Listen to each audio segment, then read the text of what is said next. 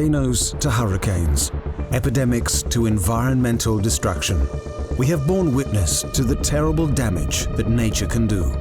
But in this episode of Desperate Hours, we slip the surly bonds of Earth to encounter disasters in the air. There have been accidents in the air ever since the time of the Wright brothers. Indeed, Orville Wright was pilot of the first ever flight that killed its passengers, or passenger, one Thomas Selfridge, back in 1908.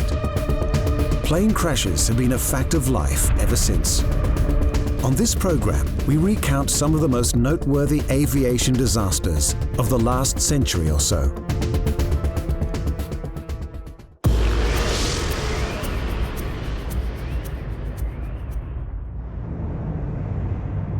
When 298 people died after the Malaysia Airlines passenger jet crash landed in eastern Ukraine, it was not only a tragedy, but a mystery.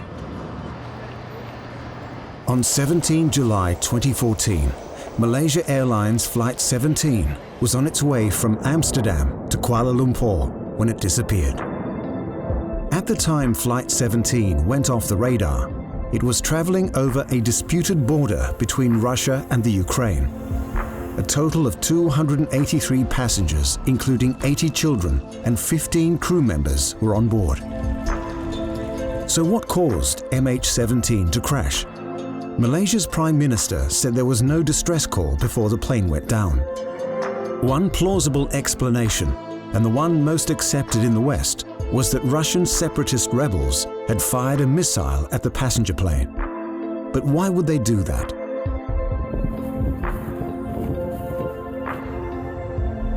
The most credible explanation is that the separatist rebels mistook the passenger plane for another aircraft, specifically a Ukrainian one. There was no doubt in the mind of this eyewitness that flight MH17 was shot down. Все население видело, все видели. Как? Я вышла с работы, вот как раз где вот эти обломки лежат, 2 выстрела громких. The Kremlin blames Ukrainian government forces for the tragedy, even as the Russians have been accused of supplying separatist rebels with the missile launchers in the first place.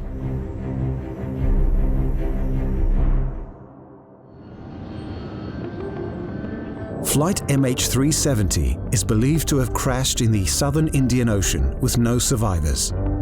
There were 239 people on board the plane this time.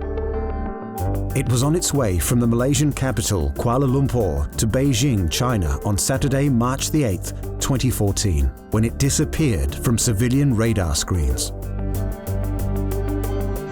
Malaysia Airlines confirmed that this flight, MH370, lost contact with Subang Air Traffic Control at 2:40 a.m. this morning. Investigators of the incident believe someone on board must have deliberately turned off the plane's communication systems and then diverted it west of its flight path.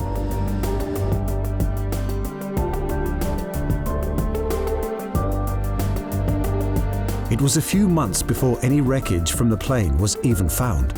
Then it was only a flaperon, a segment of a wing that washed up on La Reunion, an island in the Indian Ocean.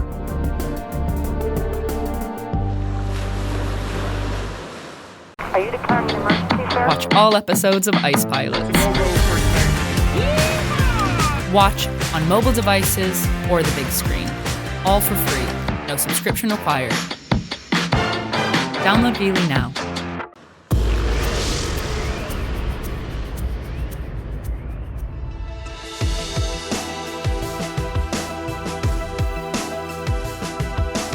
How can something so big go missing, and for so long? Especially these days, in the era of satellite technology, Google Earth and online flight trackers. Well, it happens. In June 2009, for example, an Air France flight set off from Rio de Janeiro to Paris. The plane was a wide-bodied Airbus A330, the pride and joy of Air France. But on that fateful night, Flight 447 sent an automated problem report before it dropped off the radar. it just seemed to have disappeared, seemingly for good. But with 228 people on board, 216 of them passengers, you can be sure a search was instigated. Still, it was a search that went on for 2 years before they found all of the dead, most still strapped to their seats, some 13,000 feet below the surface of the Atlantic. The aircraft's black boxes and flight recorder were also recovered from the ocean floor, in the vicinity of the Cape Verde Islands, and they finally shed light on the mystery of the missing Airbus. It seemed that after Flight 447 had encountered some stormy weather, the sensors on the aeroplane that detected speed and altitude had iced over, rendering them useless.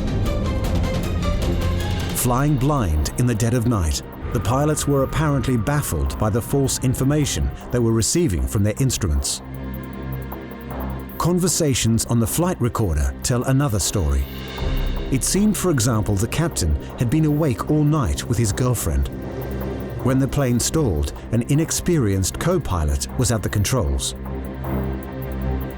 As a consequence of all these factors, the crew of Flight 447 ended up crashing a perfectly serviceable airplane into the ocean, killing all on board.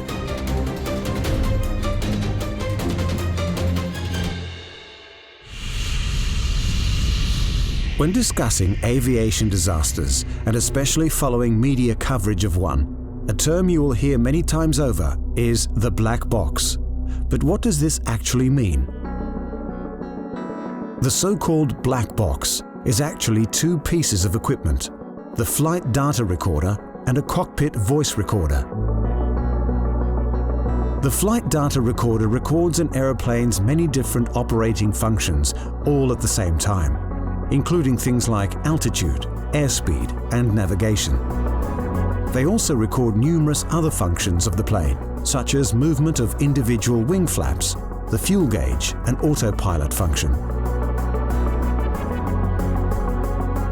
The cockpit voice recorder records everything the crew says and any other sounds or noises audible within the cockpit. Of course, what is actually said can be revealing, but specialists can pick up on things like subtle or not so subtle changes in engine noise or emergency alerts.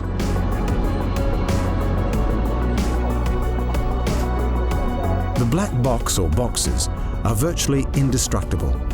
For one thing, the flight data recorders are wrapped in titanium or stainless steel and tested to ensure they can withstand over 3,000 Gs of impact, the flames from a jet fuel fire, you name it. In the case of a plane crash that occurs at sea, such as many of the disasters touched on so far, locating the black box becomes more difficult. For that reason, both recorders have a device fitted to them known as an underwater locator beacon. Activated as soon as it comes into contact with water, the ULB can send signals from as deep as 14,000 feet. Most of the time, what black boxes reveal are some kind of engineering or technical malfunction, or perhaps error of judgment.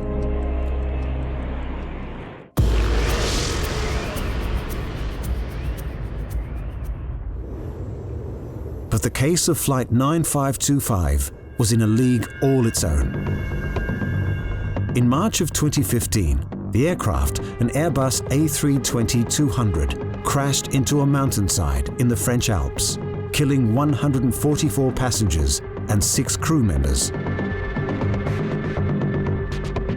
What was downright peculiar was the sharp descent, which began 1 minute after routine contact with air traffic control. But then it was revealed that the co-pilot, one Andreas Lubitz, had taken control of the aircraft while the pilot was in the lavatory, locking him out of the cockpit. It became more and more apparent that Lubitz had deliberately caused the accident as a suicide bid, not caring about the hundreds of people he would be taking down with him.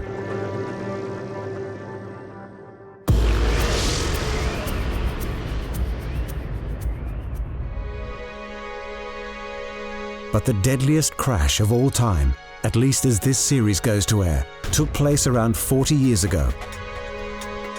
And what made it so unusual is that it didn't really happen in the air, but on the runway. March 27, 1977, the island of Tenerife, known best as the largest of the Canary Islands, a tropical paradise with a colorful colonial past.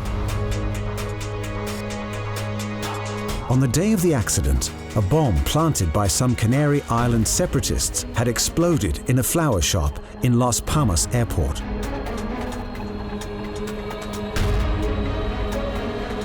The little airport suddenly found itself packed with diverted flights. The two Boeing 747s that would be at the center of the coming tragedy, one a Pan American flight, the other a KLM plane, actually sat side by side for a while, wingtips practically touching.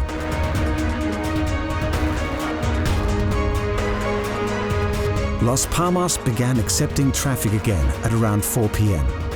This, unfortunately, was also just about the same time that a heavy blanket of fog swept down from the hills, covering the airport.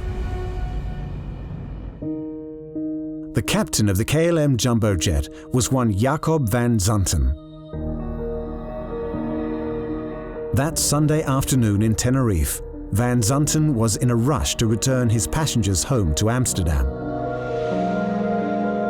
This impatience seems the only explanation for his thinking that his flight had been cleared for takeoff by air traffic control. As the Pan American aircraft approached its turnoff in the thick fog, its crew spotted the landing lights of the KLM plane looming through the fog. After several seconds, it became obvious the Dutch plane was heading towards them. Meanwhile, Captain Van Zanten tried desperately to rotate and climb out before the Pan Am plane. But it was to no avail.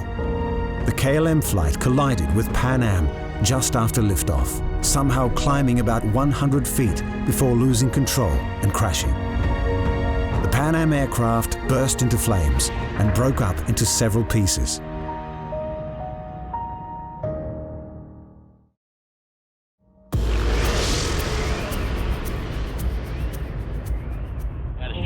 Go Delta. Go Ryan. A first mission. Terrible and undeniably tragic as these accidents are, there's a sense that none of them would have occurred if it wasn't for mankind and its eternal quest for speed and desire to master the forces of nature. Even in outer space, anyone who watched it live can never forget how on January 28, 1986, the NASA space shuttle caught ablaze and broke up, barely more than a minute after launch. It took with it the lives of 7 people.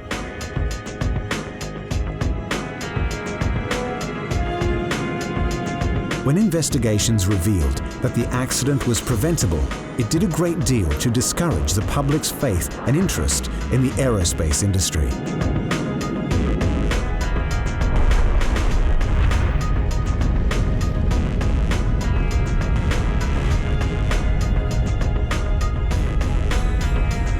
Arguably, that confidence and curiosity was just beginning to make a comeback. And then in 2003, on its return to Earth, the space shuttle Columbia disintegrated, killing the 7 astronauts on board. An investigation board found that it too had been an accident waiting to happen.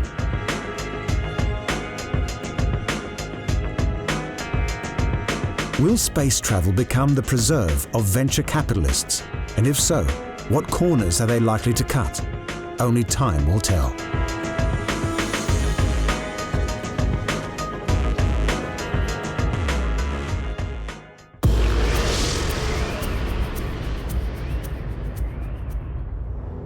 The challenges of outer space are one thing. Staying safe below the ionosphere is another. Take the Indonesian Air Force. It is charged with patrolling and safeguarding an archipelago, a chain of 17,000 islands over a distance almost equivalent to flying from New York to London.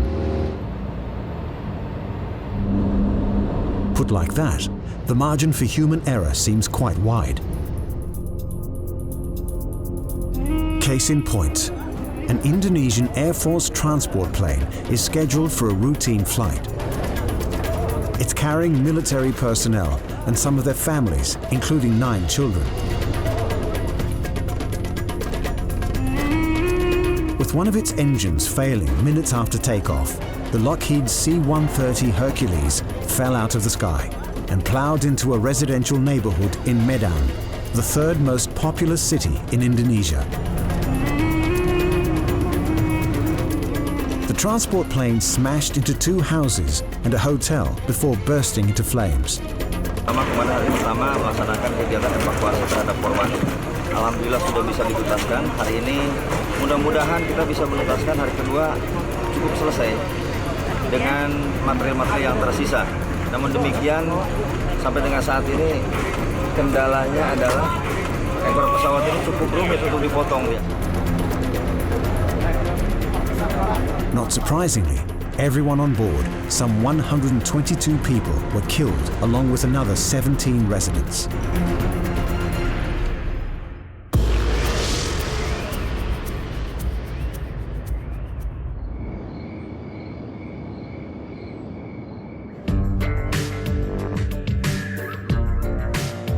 On December 6, 1997, in the middle of the afternoon, a large transport plane crashed into a residential area of Irkutsk in Siberia.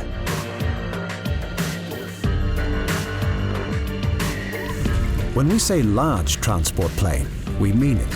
At the time it was commissioned in the early 90s, the Antonov 124 4-engined aircraft was one of the biggest in the world.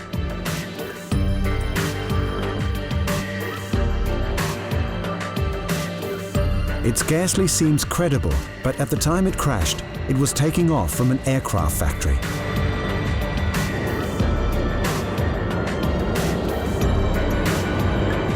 The Antonov was leaving the Irkutsk aircraft production plant with 2 jet fighters in its hold.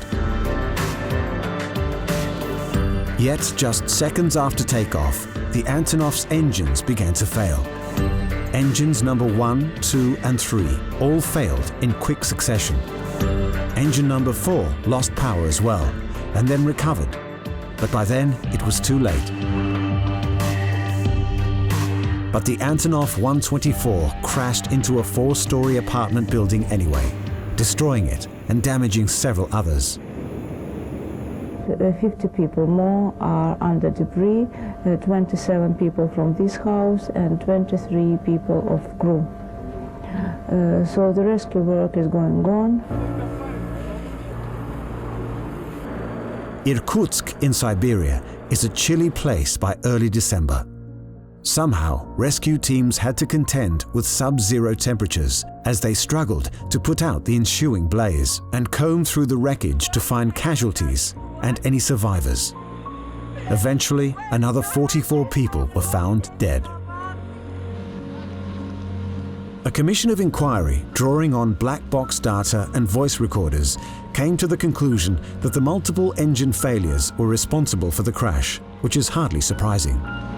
But it also revealed dirty dealings in the contract for delivery of the jet fighters, revealing payments to offshore bank accounts in Cyprus and so on. Monies that should have been spent on safety precautions.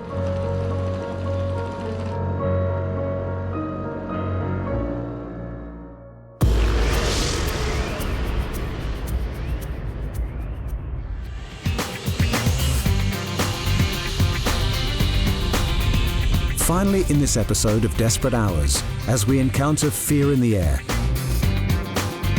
If there is one aircraft that epitomized the golden age of air travel and symbolized the jet set, it was, of course, the Concorde.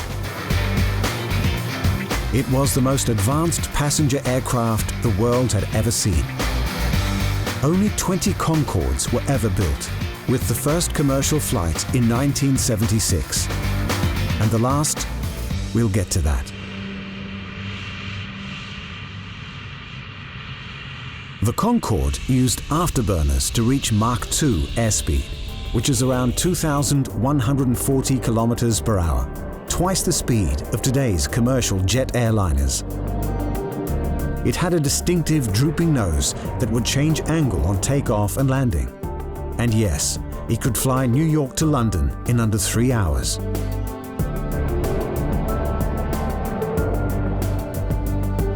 Travel on the Concorde was also the preserve of the few, those who we call today the 1%. The Duchess of York once expressed her preference for Concorde this way: "I am able to take my children to school at 8:30 in the morning, drop them off, then take BA Flight 001 to New York, and get to New York at 9:30 a.m.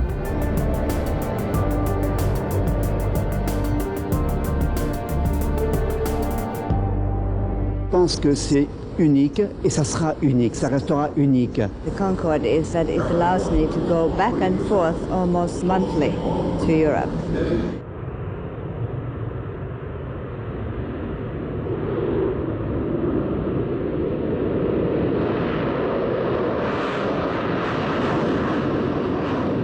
But the dream came to an end at the beginning of the century in the most dramatic possible way.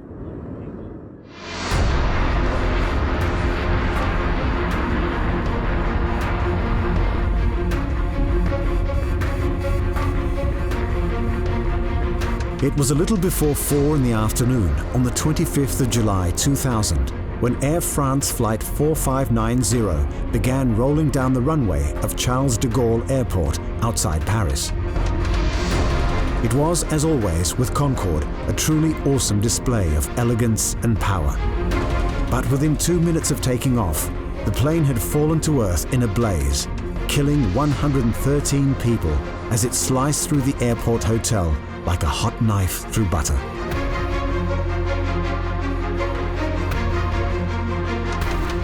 One of the plane's left-hand engines caught fire on takeoff and was consumed by a huge fireball.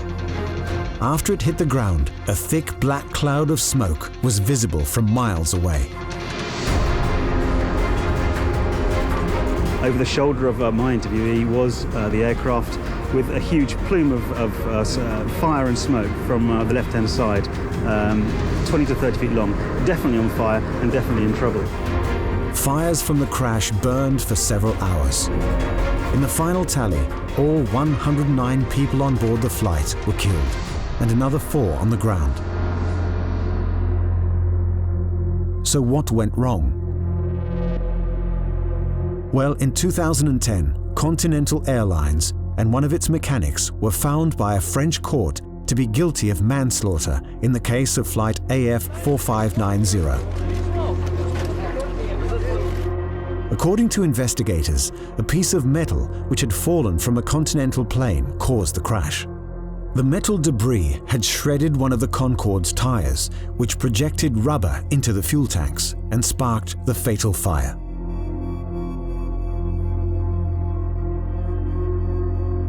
But it was the beginning of the end for Concorde, and that end came fast. It didn't help that the accident came only a day after British Airways disclosed that hairline cracks had been found in the wings of its entire Concorde fleet. Within 2 years of the crash of AF 4590, all Concordes were taken out of service. Que Concorde s'est posé pour la dernière fois avec des passagers. J'ai l'impression de... Ce n'est pas vrai, c'est pas possible, vous voyez.